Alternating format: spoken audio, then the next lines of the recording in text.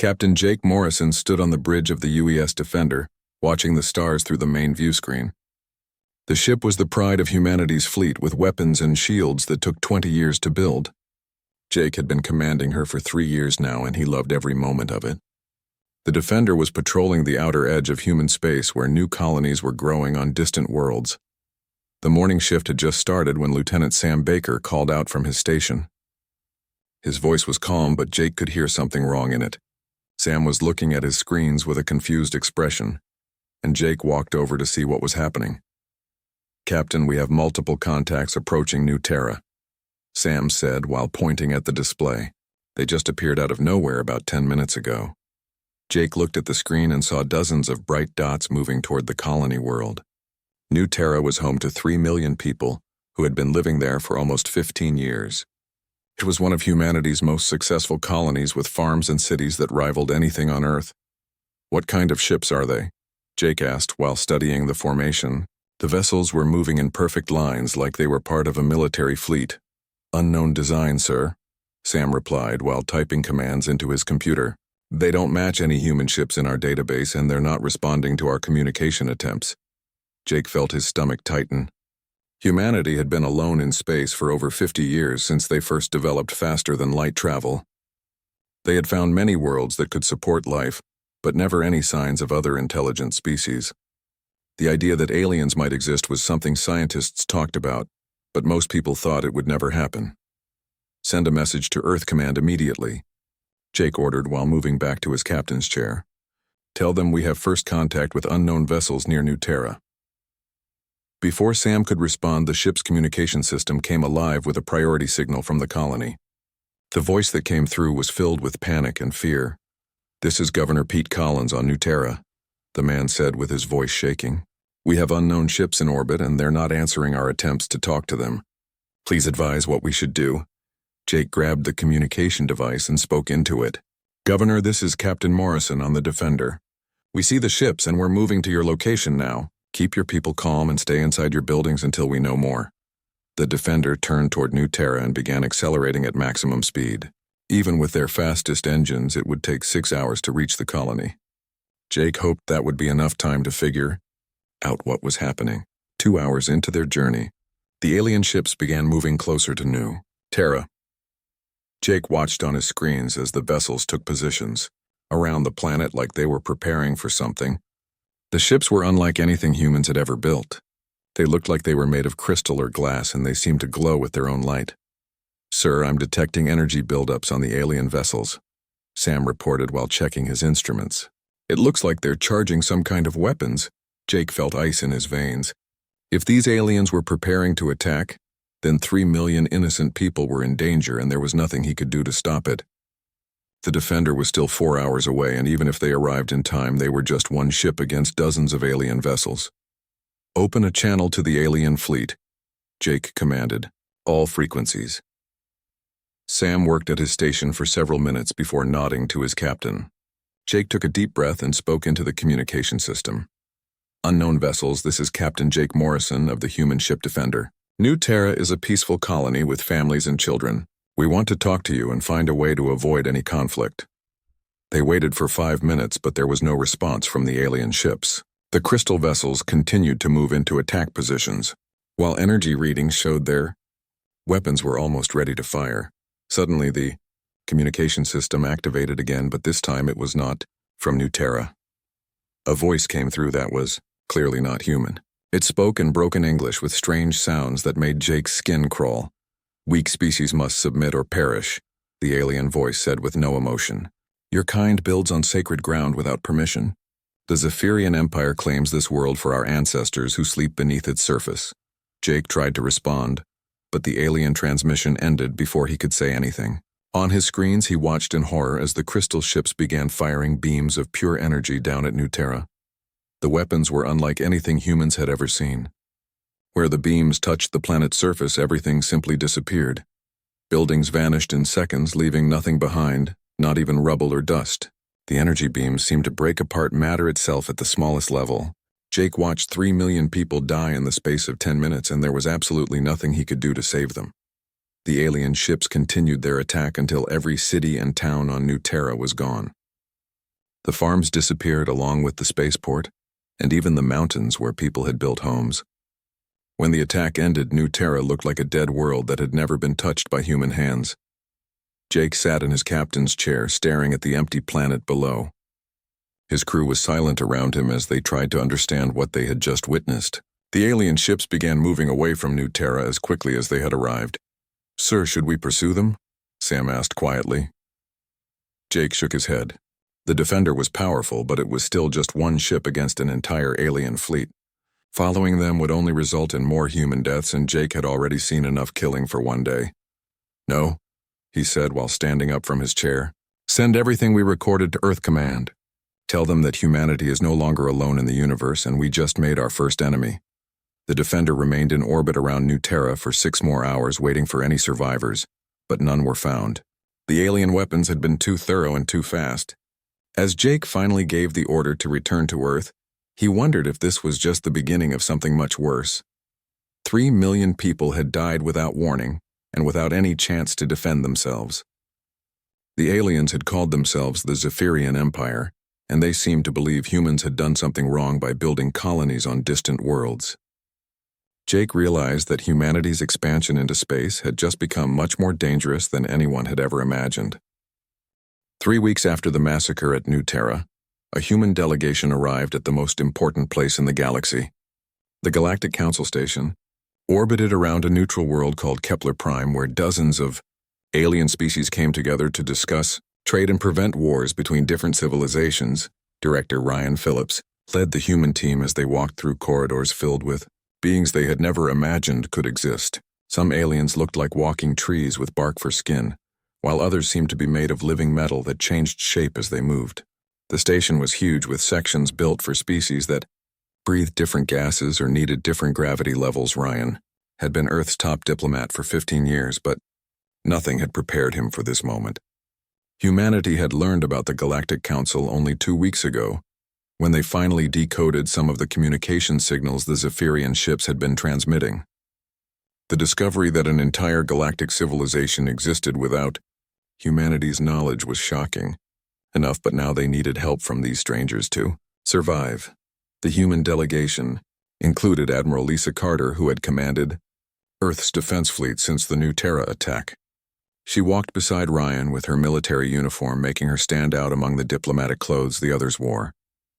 Behind them came Dr. Susan Lee, who specialized in alien languages and had spent the last 3 weeks learning as much as possible about galactic politics. They entered the main council chamber, which was a massive dome filled with hundreds of different seating arrangements for species with various body types. Some aliens sat on traditional chairs, while others floated in tanks of liquid or hung from the ceiling using appendages humans could not understand. The center of the chamber stood Council Speaker Thex-9, who belonged to a species called the Vorlans. The being looked somewhat like a human, but was much taller, with pale blue skin and large black eyes that seemed to look right through anyone who met their gaze. Vorlans were telepathic and could read the thoughts of most other species, which made them natural leaders in galactic affairs. The Council recognizes the delegation from the species called humans, Thex-9 announced in a voice that somehow appeared directly in everyone's minds rather than being spoken aloud. "State your business before this assembly." Ryan stepped forward and activated a translation device that Dr. Lee had built using captured Zephyrian technology. "Honored council members, we come seeking justice for an unprovoked attack on our people. 3 weeks ago, the Zephyrian Empire destroyed one of our colonies and killed 3 million innocent civilians." A murmur went through the chamber as various alien species discussed what they had heard. Some seemed interested, while others appeared bored by what they considered a minor dispute between primitive species. Ryan continued with his prepared speech while trying to ignore the strange looks he was getting from beings with too many eyes, or no eyes at all. "We have proof of this attack," Ryan said while Dr. Lee activated a holographic display showing the destruction of New Terra. "As you can see, the Zephyrian weapons completely destroyed our colony without any warning or attempt at communication." The hologram showed the crystal ships firing their energy beams and the complete disappearance of human cities. Several alien delegates made sounds that might have been gasps, while others seemed unimpressed by the display. Ryan noticed that some species were not even paying attention to his presentation. From the Zephyrian section of the chamber, A massive crystalline being stood up and moved toward the center floor. This was a Zethvor, the Zephyrian representative who towered over Ryan like a living mountain of glowing crystal. When the being spoke, its voice sounded like wind blowing through caves. "The humans lie to this council," a Zethvor declared while light pulsed through its crystalline body. "They fired first upon our peaceful exploration vessels and built their colony on sacred burial grounds of our ancestors. The Empire acted only in self-defense after repeated warnings were ignored." Ryan felt his anger rising but tried to keep his voice calm and professional. "That is completely false. We have recordings showing that your ships attacked without any provocation. There was no communication from your empire about burial grounds or sacred sites." "Recordings can be falsified," a Zethvor replied, while more light flashed through its crystal form. "The Empire has served this council for over 10,000 years. These humans have existed in space for mere decades. Who does this assembly trust more?" Several alien delegates made sounds of agreement while others remained silent. Ryan realized that many of these species had been dealing with each other for thousands or even millions of years. To them, humanity was just a newcomer making accusations against an established member of galactic society. Council Speaker Thex-9 raised one of its long arms for silence. "The Council has heard both sides of this dispute. However, we must consider the evidence and the credibility of those involved. We demand a proper investigation," Admiral Carter said while stepping forward. "Send neutral observers to examine the remains of New Terra. The evidence will show that we are telling the truth." Thex-9 looked at Carter with those large black eyes, and Ryan could feel the alien's telepathic abilities probing at the edges of his mind. The Council does not involve itself in territorial disputes between primitive species. Both humans and Zephyrians are considered developing civilizations that must resolve conflicts without our intervention. "Primitive," Ryan repeated while trying to control his growing anger. "Your own records show that Zephyrian ships used weapons of mass destruction against a civilian population. How is that different from any other war crime?" "The concept of war crimes applies only to species that have signed the Galactic Accords," another alien delegate called out from somewhere in the chamber. "Neither humans nor Zephyrians are signatories to our treaties." Dr. Lee whispered something to Ryan and he nodded before speaking again. "Then we formally request membership in this council and signature status on all relevant treaties." This request caused much more discussion among the alien delegates. Ryan could see that some species were arguing, while others seemed amused by humanity's boldness. After several minutes, Thex-9 called for order. Again, membership in the Galactic Council requires nomination by 3 existing members and a period of observation, lasting no less than 100 standard years, the speaker announced. Additionally, candidate species must demonstrate technological and social advancement beyond current human levels. 100 years, Admiral Carter said with disbelief in her voice. "Our people are being murdered right now and you want us to wait a century for help. The Council operates on a different timescale than short-lived species," Thex-9 replied without any emotion. "What seems urgent to you is merely a brief moment to civilizations that have existed for millions of years." A Zethvor moved closer to the human delegation, and its crystal body grew brighter. "The Empire suggests that humans withdraw from all disputed territories and submit to Zephyrian authority in this sector. This would prevent further unfortunate incidents." "Never," Ryan said firmly while staring up at the massive crystal being. "Humanity will not surrender to threats and intimidation." "Then you choose the path of continued conflict," a Zethvor replied while light pulsed faster through its body. "The Empire regrets that such a young species refuses wisdom." Council Speaker Thex-9 gestured for silence once more. "This session is concluded. The Council advises both parties to seek peaceful resolution to their dispute without escalating the situation further." Ryan could not believe what he was hearing. "You're just going to let them get away with genocide?" "The Council has spoken," Thex-9 declared while rising from its position. "Guards will escort the human delegation back to their vessel." As alien security officers approached, Ryan realized that humanity had just learned a terrible lesson about galactic politics. The Council cared nothing for justice or protecting innocent lives. They only maintained order among the powerful species, while allowing newer civilizations to fight among themselves. Walking back through the station corridors, Ryan felt the weight of 3 million deaths on his shoulders. Earth had sent him here hoping that other civilizations would help humanity against the Zephyrian threat. Instead, they had discovered that the galaxy was ruled by beings who saw human lives as completely worthless. Admiral Carter walked beside him with her hand resting on her weapon. "What do we tell Earth Command?" "We tell them the truth," Ryan replied while looking at the strange aliens around them. "We're alone out here, and if we want to survive, we'll have to do it ourselves." President Helen Carter sat in the war room deep beneath the White House, staring at reports that painted a grim picture of humanity's future. The Galactic Council had made it clear that Earth would receive no help against the Zephyrian Empire. Intelligence reports suggested that the aliens were planning something much worse than the attack on New Terra. Around the table sat the most important military and scientific leaders on Earth. General Rick Thompson commanded all ground forces while Admiral Lisa Carter controlled the space fleet. Dr. Amy Johnson led the xenobiology research team that had been studying every piece of Zephyrian technology they could find. "What do we know about their capabilities?" President Carter asked, while looking at the holographic display showing alien ship designs.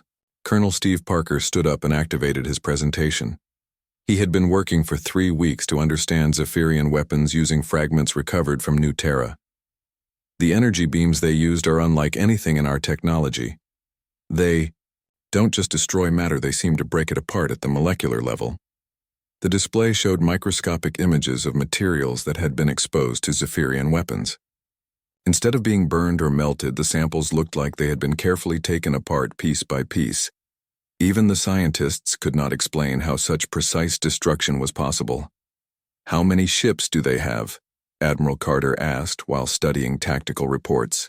Dr. Johnson answered from her position at the far end of the table. "Based on communication intercepts, we believe the Zephyrian Empire controls at least 2,000 warships. The force that attacked New Terra was just a small scouting group." President Carter felt her stomach drop. Humanity's entire space fleet consisted of only 300 ships, and most of those were designed for exploration rather than combat. The Defender and a dozen other vessels like it represented the most powerful weapons Earth could build. "What about their plans?" General Thompson asked, while leaning forward in his chair. "That's where the news gets worse," Dr. Johnson replied while calling up new information on the display. "We've decoded more of their communications, and they refer to something called the Great Cleansing. It appears to be a systematic plan to eliminate all human presence in this sector of space." The room fell silent as everyone absorbed what they had heard. The Zephyrians were not just trying to claim a few worlds, they wanted to wipe out humanity completely. President Carter realized that Earth was facing the possibility of total extinction. "How long do we have?" she asked quietly. 6 months, Dr. Johnson answered while highlighting specific communication patterns. "They're gathering forces from across their empire for a coordinated attack. Based on ship movement patterns, we believe they plan to hit every human world simultaneously." Colonel Parker brought up a new set of images showing the defensive preparations humanity had been making. "We've been working around the clock to upgrade our weapons and shields, but Zephyrian technology is centuries ahead of ours. Even our best ships would be destroyed in minutes against their main fleet." Admiral Carter studied the tactical projections with growing concern. "What if we evacuate the outer colonies and concentrate our forces around Earth? The population of all human worlds combined is over 50 million people," General Thompson replied while checking his numbers. "We don't have enough transport ships to move even half of them before the attack begins." President Carter stood up and walked to the large window that showed the lights of Washington below. Millions of people were going about their daily lives, completely unaware that humanity might have less than 6 months left to exist. The weight of making decisions that could save or doom the entire species was almost too much to bear. "What about the weapon fragments?" she asked while turning back to face the room. Colonel Parker activated another section of his presentation. "We've made some progress understanding their energy systems, but we're still years away from building anything comparable. The power requirements alone are beyond our current capabilities." "Years we don't have," Admiral Carter said while shaking her head. Dr. Johnson stood up and moved to the main display. "There might be another option, but it would require resources from every nation on Earth." "Explain," President Carter said while returning to her seat. "The Zephyrian weapons work, by manipulating matter at the quantum level, Dr. Johnson began while showing complex scientific diagrams. We can't match their technology, but we might be able to create something they've never seen before. She activated a new presentation that showed theoretical weapon designs based on principles that even human scientists barely understood. For the last 50 years, our physicists have been studying quantum mechanics and parallel universe theory. Most of this research was considered too dangerous to pursue, but desperate times call for desperate measures. General Thompson leaned forward to get a better look at the display. What exactly are you proposing? A weapon that doesn't just destroy matter like the Zephyrians do, Dr. Johnson replied while highlighting specific components. Something that could remove targets from existence entirely by severing their connection to space and time itself. The room went silent again as everyone tried to understand what they had heard. Colonel Parker was the first to speak. Is something like that even possible? Theoretically, yes, Dr. Johnson answered while calling up more scientific data. We have research facilities on 3 continents that have been working on quantum manipulation for decades. If we combine their efforts and provide unlimited funding, we might be able to build a prototype. President Carter felt a chill run down her spine. What would be the consequences of using such a weapon? Unknown. Dr. Johnson admitted while looking uncomfortable. We would be venturing into areas of physics that could have unpredictable effects. There's a possibility that using the weapon could damage the fabric of reality itself. And if we don't use it, Admiral Carter asked. Humanity becomes extinct in 6 months, Doctor. Johnson replied simply. President Carter looked around the table at her advisors and saw the same grim determination in all their faces. They were being forced to choose between risking the destruction of reality and accepting the certain death of their species. How long would it take to build this weapon, she asked. 4 months if we start immediately and commit every available resource, Dr. Johnson answered. We would need to recruit scientists from around the world and build new facilities in secret, General. Thompson brought up logistics reports on his tablet. The military can provide security and transportation, but we'll need to tell the otherworld leaders what we're planning. No, President Carter said firmly. This project stays secret until we know if it works. The fewer people who know about it, the better. She stood up again and looked at each person around the table. Dr. Johnson, you have unlimited authority to requisition whatever you need for this project. Colonel Parker, continue working on conventional weapons as a backup plan. Admiral Carter, begin preparing evacuation routes for critical personnel. What about the general population? General Thompson asked. President Carter felt the weight of leadership pressing down on her shoulders. We prepare for the worst and hope for the best. If this weapon works, we might be able to save everyone. If it doesn't, then we make sure some humans survive to rebuild, Dr. Johnson gathered her materials and prepared to leave. I'll need to contact research facilities in 12 countries and coordinate with over 200 scientists. This project will be the largest scientific undertaking in human history, Dewey. Whatever it takes, President Carter replied while walking toward the door. The survival of our species depends on your success. As the meeting ended and everyone left to begin their preparations, President Carter remained alone in the war room. She looked at the display showing Earth from space and wondered if she had just authorized humanity's salvation or signed the death warrant for the entire universe. Outside her window, the sun was setting over Washington, and normal people were heading home from work completely unaware of the choice their leaders had just made. In 4 months, they would either celebrate the greatest victory in human history or face extinction at the hands of an alien empire that saw them as nothing more than insects to be exterminated. Commander Kate Williams stood on the bridge of her destroyer watching the impossible happen for the second time in human history. The Zephyrian invasion fleet had arrived exactly when intelligence reports predicted they would. Hundreds of crystal ships emerged from faster-than-light travel at the edge of the Haven Point system where 2 million humans lived and worked. Kate's ship, the UES Guardian, was part of a small defense force that had been positioned around humanity's outer colonies. They knew they could not stop the alien fleet, but Admiral Carter had ordered them to buy time for civilian evacuations. Every minute the military could delay the attack meant thousands more innocent lives might be saved. All ships report ready for battle, Lieutenant Chris Adams called out from his communication station. His voice was steady, but Kate could see the fear in his eyes as he watched the massive alien formation approaching. The Zephyrian fleet moved with the same terrifying precision they had shown at New Terra.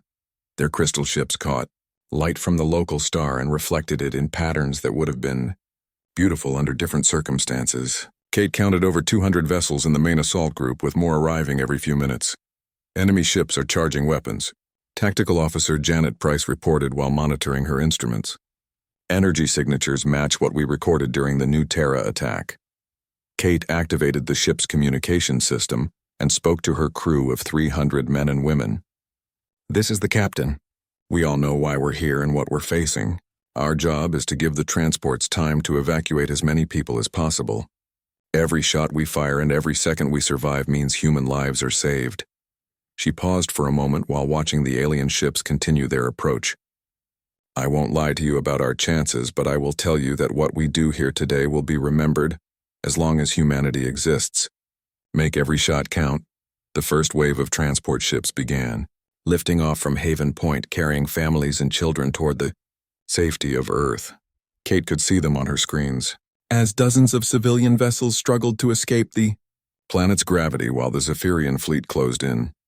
Range to enemy ships, Kate asked while settling into her command chair. 15 minutes to effective weapons range, Lieutenant Adams replied while checking his calculations. Kate nodded and opened a channel to the other ships in her defense group. All vessels, this is Guardian Actual. Remember the plan. Hit and run tactics only. We can't match their firepower, so we use speed and coordination to cause maximum damage. Captain Dan Murphy responded from his cruiser, the UES Liberty. Guardian, this is Liberty. My crew is ready to show these crystal bastards what humans can do when we're angry. The alien fleet reached weapons range and immediately opened fire on the planet below. Kate watched in horror as beams of energy began striking Haven Point's major cities. Just like at New Terra, the Zephyrian weapons caused everything they touched to simply disappear. Buildings that had taken years to construct vanished in seconds without leaving any trace behind.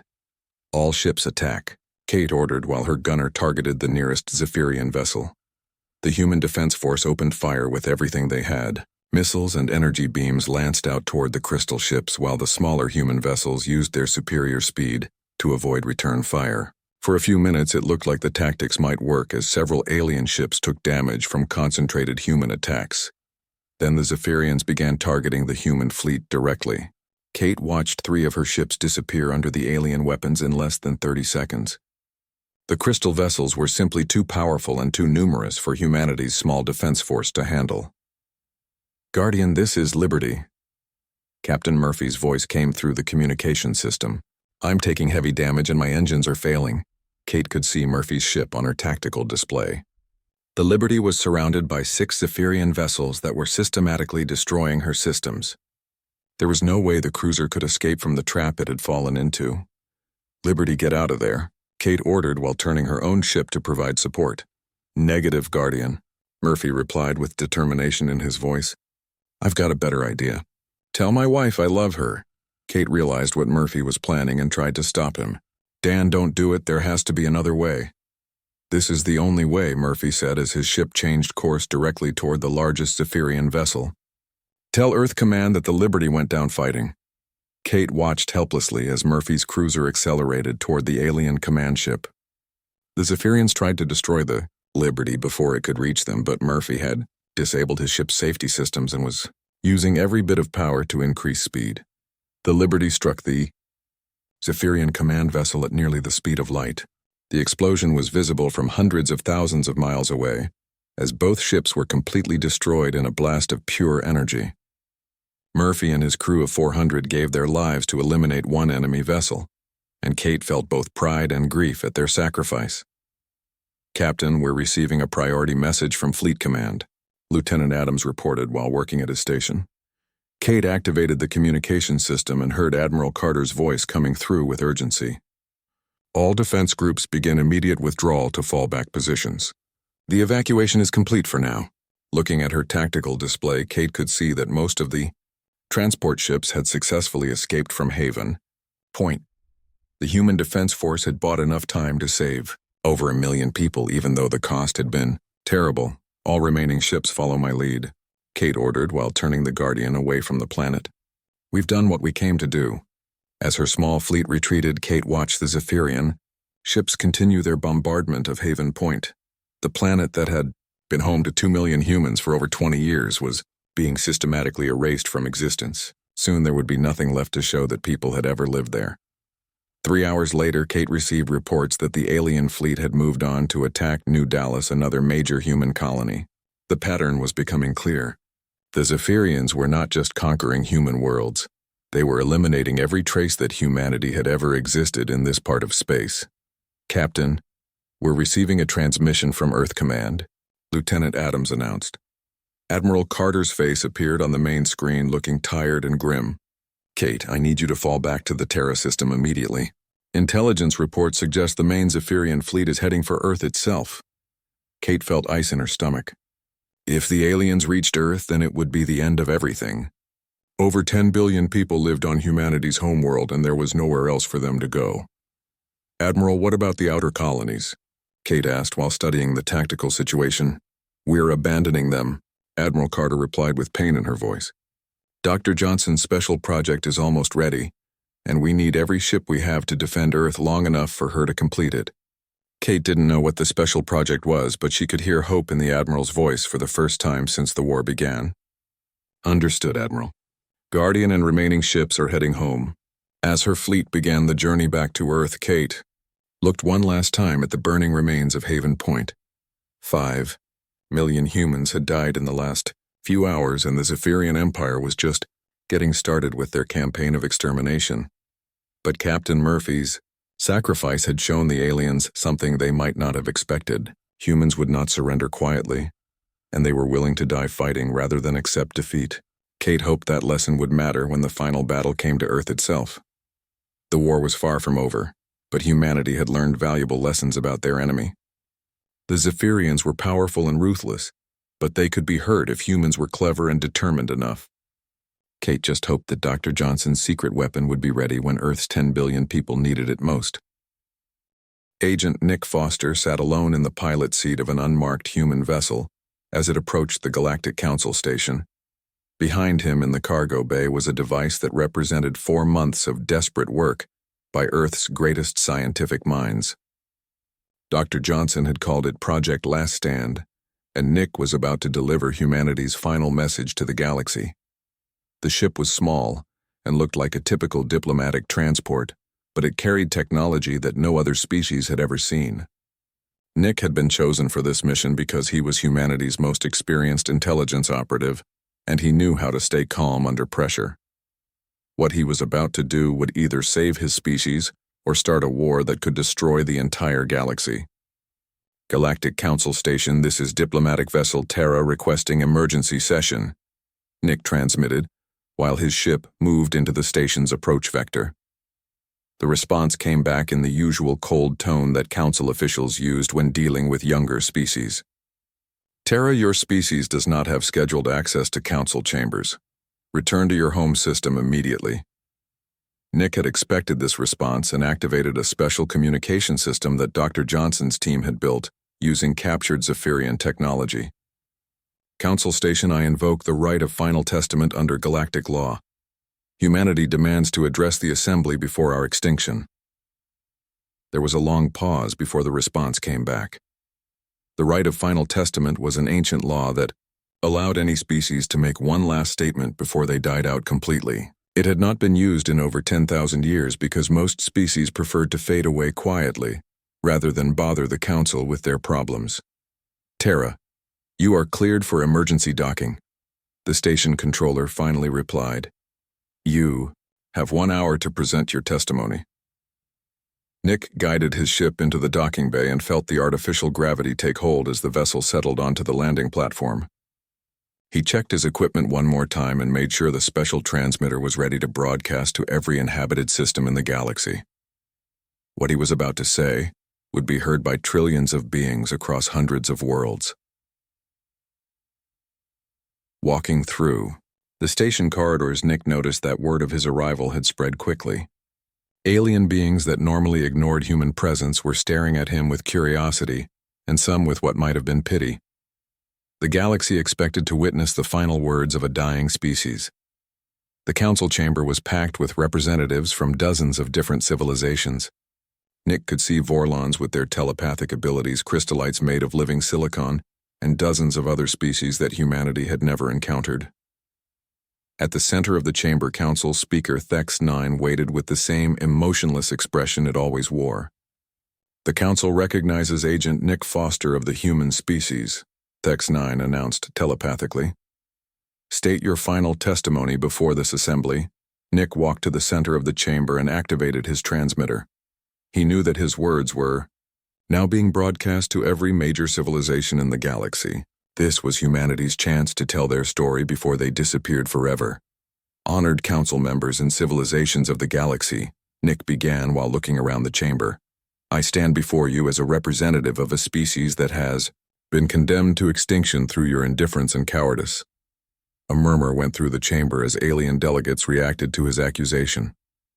Several species made sounds of anger, while others seemed surprised by his bold words. Nick continued without pausing. 6 months ago, the Zephyrian Empire launched an unprovoked attack on our colony world of New Terra. 3 million innocent civilians were murdered in minutes using weapons that completely erased them from existence.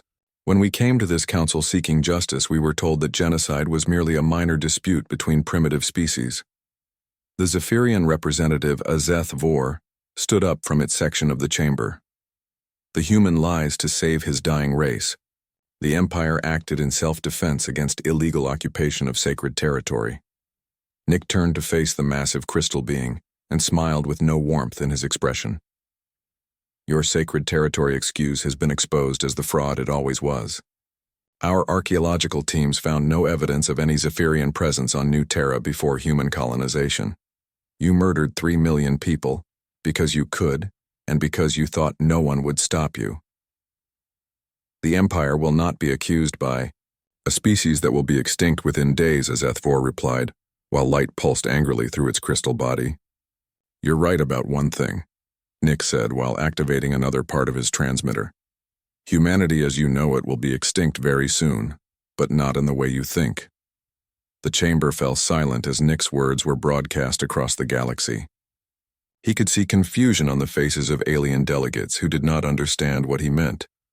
"For 4 months, the greatest minds of my species have been working on a project that will ensure our survival.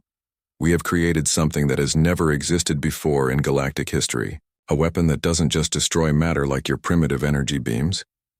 Nick paused for dramatic effect while looking directly at the Zephyrian representative.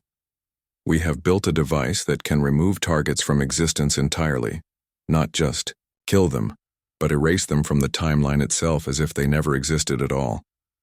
Several alien species made sounds of disbelief, while others seemed frightened by what they had heard. Council Speaker Thex-9 leaned forward with interest for the first time since Nick had met the being. "Such technology is theoretically impossible," Thex-9 stated, while its large black eyes focused on Nick. "No species in galactic history has achieved manipulation of temporal mechanics. No species until now," Nick replied while pulling out a small device that looked like a simple communicator. "This is the control unit for our quantum eraser. One signal from me will activate the weapon and demonstrate its capabilities on a target of my choosing." The chamber erupted in noise as alien delegates began arguing among themselves. Some species were demanding that Nick be arrested, while others wanted to know more about the human weapon. HFY moved closer to the center of the chamber with light flashing rapidly through its crystal form. "The Empire does not fear the desperate lies of a dying species," the Zephyrian declared. "No weapon can threaten the eternal crystal matrix of our ships." Nick smiled again and raised the control device. "Would you like to test that theory?" "Wait, Council Speaker," Thex-9 commanded while standing up from its position. "Agent Foster, if such a weapon exists, then its use could have consequences beyond your understanding. Temporal manipulation could damage the fabric of reality itself. Then you should have thought about that before you allowed genocide to become acceptable in your precious galactic community," Nick replied, while his finger hovered over the activation button. The entire chamber fell silent as every being present realized that they might be witnessing the most dangerous moment in galactic history. A primitive species had somehow developed technology that could threaten the existence of every civilization in the galaxy. "This is humanity's final warning," Nick announced while his voice was broadcast to trillions of listeners across hundreds of worlds. "For too long, the galaxy has operated under the assumption that might makes right and that powerful species can murder weaker ones without consequences." He looked around the chamber at the alien faces staring at him with fear and fascination. "That era ends today. Strike against humanity again and we will demonstrate why some species are better left alone. We will show you what happens when a young civilization decides that if they cannot have justice, they will settle for revenge." Nick lowered the control device but kept it visible to everyone in the chamber. "The choice is yours. Live in peace with humanity or discover what extinction really means." As he walked out of the chamber, Nick could hear the alien delegates erupting into panicked discussions. His message had been delivered and now the galaxy would have to decide whether they believed humanity was bluffing or if they had really created the ultimate weapon. The war was about to take a very different turn, and Nick hoped that Dr. Johnson's device would work as advertised when the time came to use it. Humanity had just threatened the entire galaxy, and there would be no going back from this moment. Council Speaker Thex-9 stood in the emergency session chamber, watching reports flood in from across the galaxy. News of the human threat had spread faster than anyone expected, and panic was beginning to set in among several major civilizations. The Vorlons were using their telepathic abilities to monitor the thoughts of other species, and what they found was deeply disturbing. "The humans are clearly bluffing," Azeth-Vor declared, while its crystal body pulsed with angry light. "No species could develop such advanced technology in mere months. The Empire will proceed with the final assault on their homeworld as planned." Several other alien delegates voiced their agreement, but Thex-9 could sense fear beneath their words. The Zephyrian representative was speaking with confidence, but even its crystalline matrix showed signs of uncertainty. The possibility that humanity had created an impossible weapon was causing doubt throughout the galactic community. "Perhaps we should investigate their claims before taking any aggressive action," suggested the delegate from the Nexus Collective. "If the humans have developed temporal manipulation technology, then attacking them could be extremely dangerous. Investigation would require time we do not have," Azeth-Vor replied, while moving closer to the center of the chamber.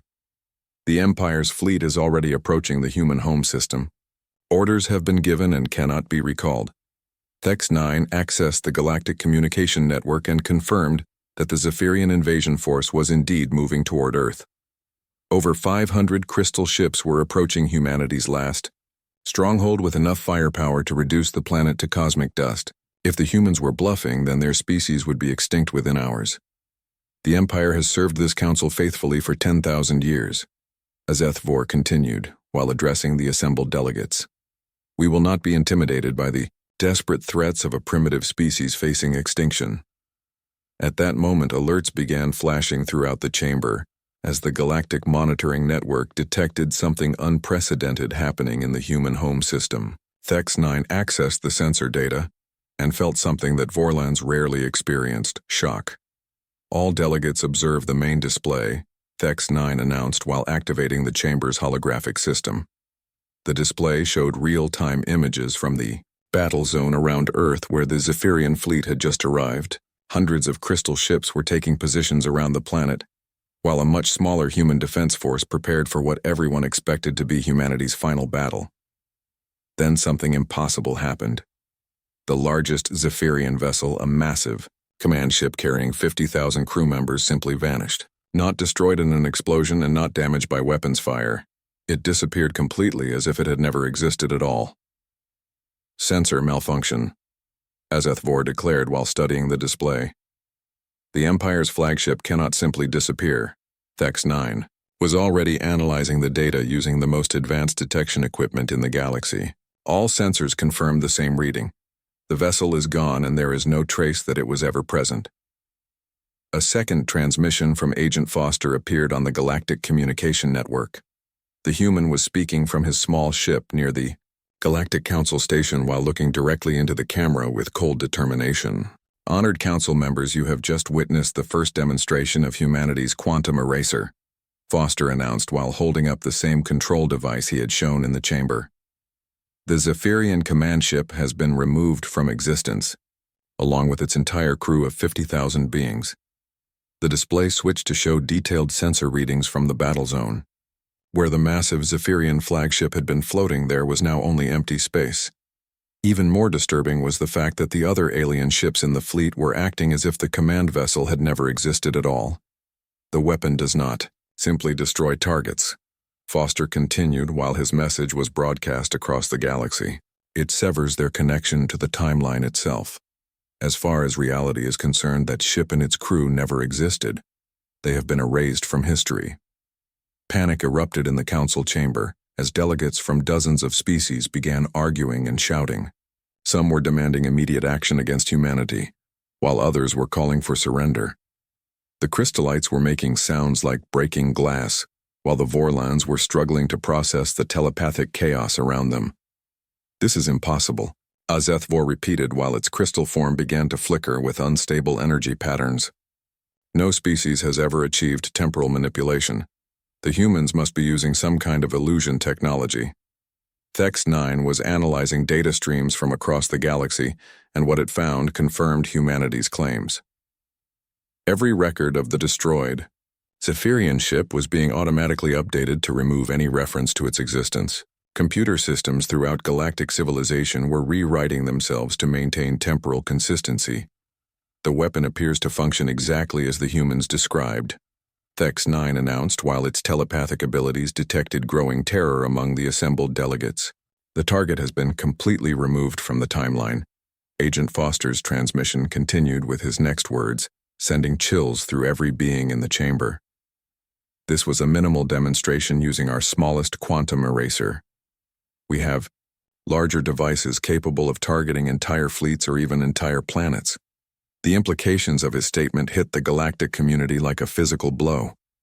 If humanity could erase ships from existence, then they could potentially eliminate entire species from the timeline.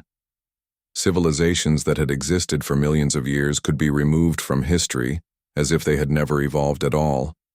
The Zephyrian Empire now has a choice, Foster continued while the battle around Earth raged on.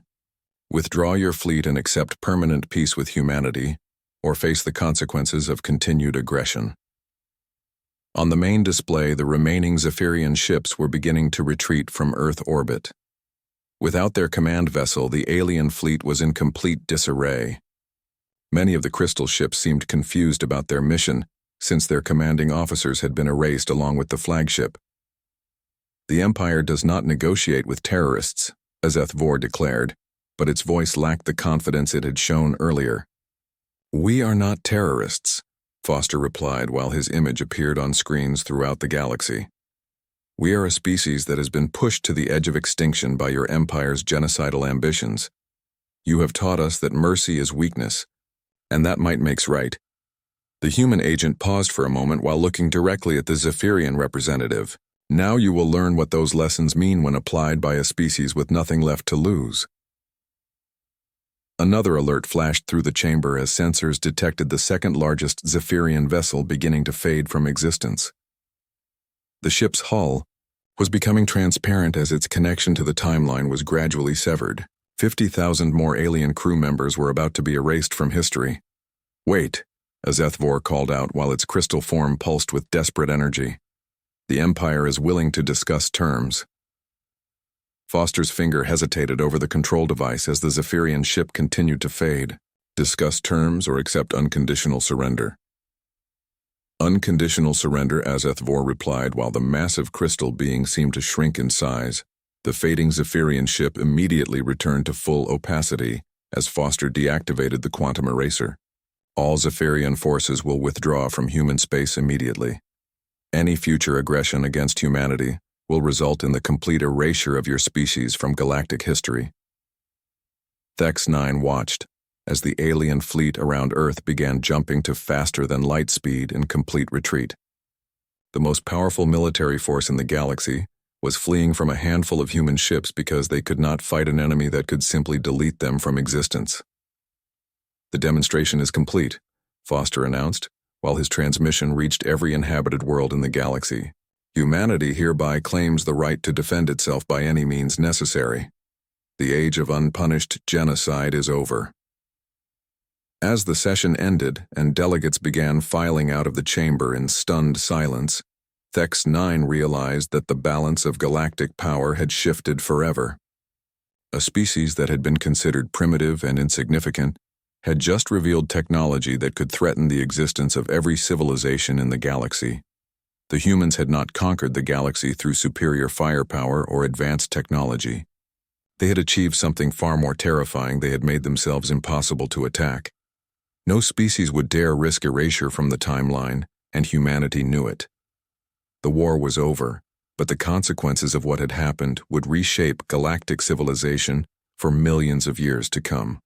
The news of humanity's impossible weapon spread across the galaxy, faster than the speed of light itself. Within hours of the demonstration, every major civilization had received detailed reports about the quantum eraser and its terrifying capabilities. What had started as a simple war between two species had become a crisis that threatened the very foundations of galactic society. On the Vorlon homeworld of Telepathia, Prime the Council of Minds was meeting an emergency session.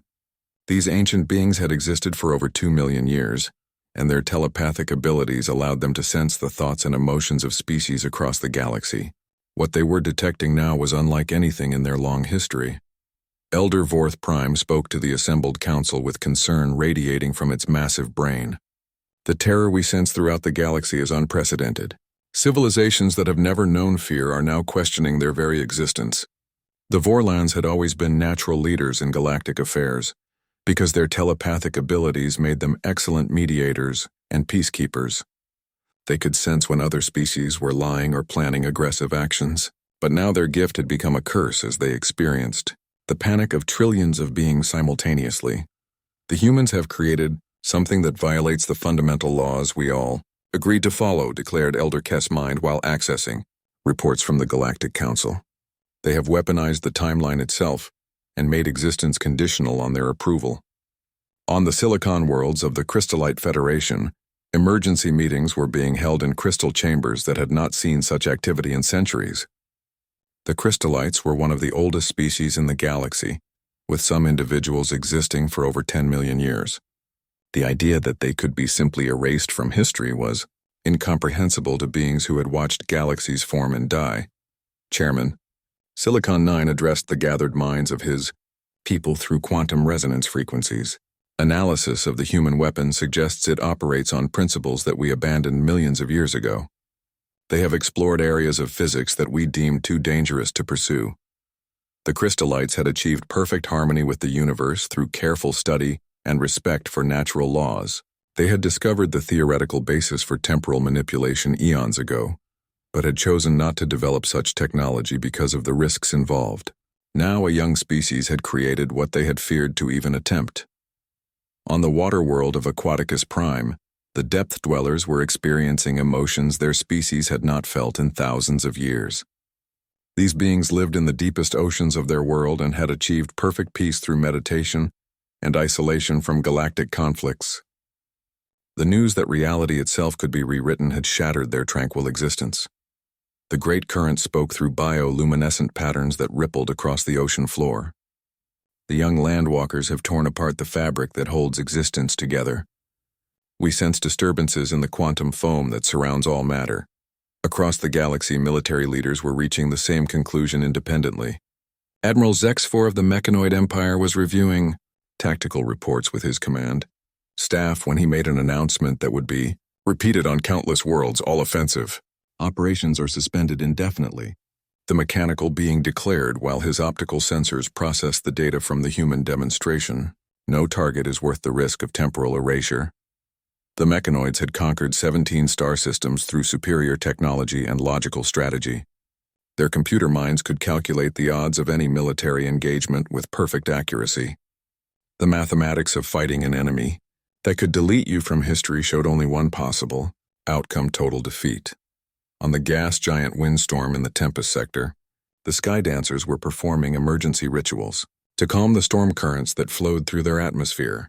These beings existed as living energy patterns in their planets, electrical systems, and the news of humanity's weapon had caused massive disruptions in their collective consciousness. Wind speaker, gale song communicated through electromagnetic pulses that traveled at light speed around the planet. The solid beings have learned to unmake the very foundations of reality. We must adjust our harmonic frequencies to account for temporal instabilities. Even species that had never participated in galactic politics were being affected by the crisis.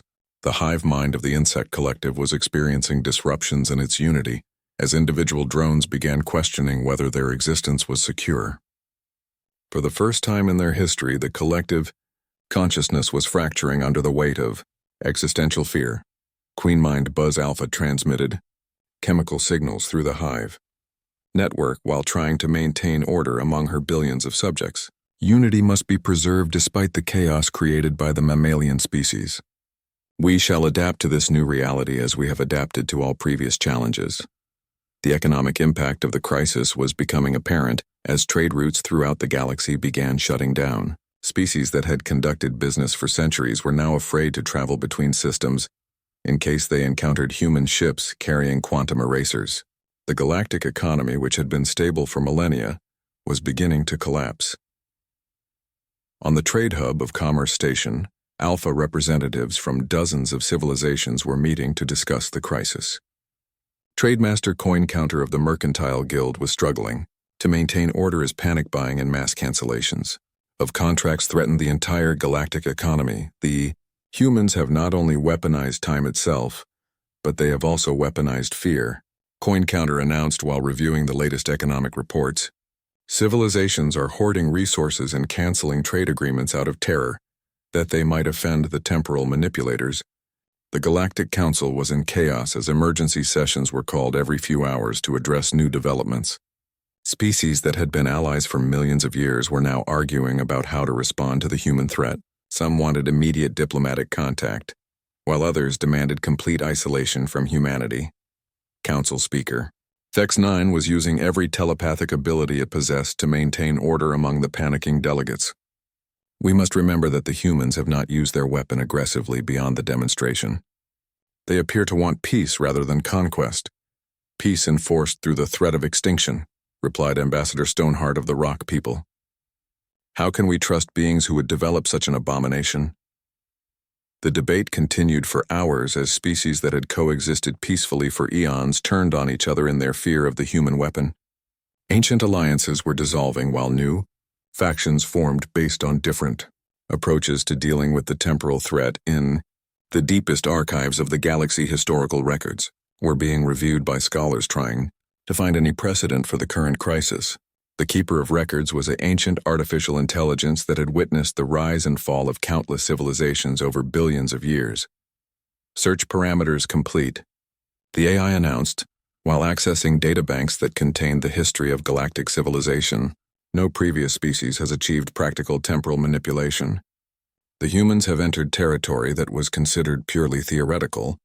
Religious leaders across the galaxy were struggling to explain how their cosmic beliefs could accommodate beings who could rewrite the timeline itself. The Church of Eternal Stars was holding emergency councils, while the quantum monks were revising their understanding of reality structure. High Priest Solar Wind spoke to billions of believers through quantum communication arrays. The young species has gained power that was thought to belong only to the cosmic forces themselves. We must reconsider our understanding of existence and causality. As reports continued to flood in from every corner of the galaxy, one fact became increasingly clear.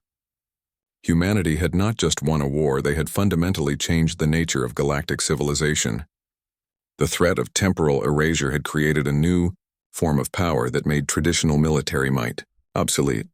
The galaxy would never be the same, and every species now lived with the knowledge that their existence depended on maintaining peaceful relations with a young civilization that had learned to unmake reality itself. The age of might makes right was over, replaced by an era where survival depended on earning humanity's approval to continue existing.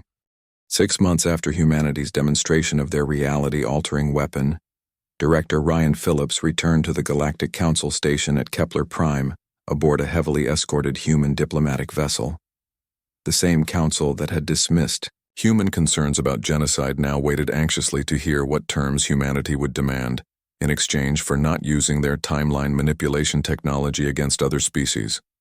The council chamber had been reconfigured to accommodate human environmental needs, with a section of the Great Sphere modified to provide Earth normal atmosphere and gravity. Phillips noticed that every representative in the chamber watched him with barely concealed fear as he took his position at the speaker's podium that had been specially installed for human use. Speaker Thex 9 formally welcomed Phillips to the council session while carefully avoiding any language that might be interpreted as threatening or disrespectful toward humanity.